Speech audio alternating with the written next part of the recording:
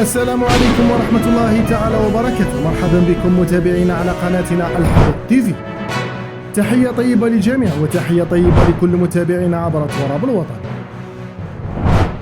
إذا مشاهدينا الكرام، ترتقب مصلحة الأرصاد الجوية خلال يوم الثلاثاء الموافق 3 من أكتوبر 2023 استقرار تام في الوضعية الجوية، حيث سنشهد أجواء مستقرة مشمسة بإذن الله على أغلب الولايات الشمالية وكذلك المناطق الوسطى والشمالية للصحراء.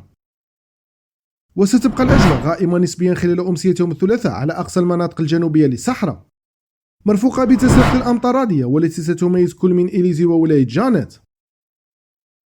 كما سنشهد رياح قوية نوعا ما مع تطال الرمال قد تصل سرعتها وتتعدى 40 كم في الساعة، والتي ستبقى تميز المناطق الوسطى والغربية للصحراء ابتداء من ظاهرة يوم الثلاثاء بإذن الله على كل من ولاية تندوف، بني عباس، أدرار، عين صالح وولاية المنيا.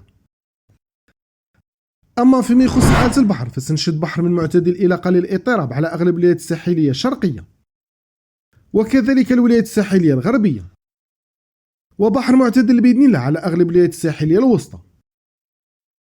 أما فيما يخص درجة الحرارة القصوى ليوم الغد تسجل ما بين 26 إلى 27 درجة على أغلب الولايات الساحلية، ما بين 27 إلى 31 درجة على أغلب الولايات الداخلية و29 درجة شمال الصحراء، ما بين 30 إلى 36 درجة بوسط الصحراء و38 درجة بأقصى الجنوب. شكرا على المتابعة، ولا تنسى الاشتراك في القناة لنوفيكم بكل المستجدات.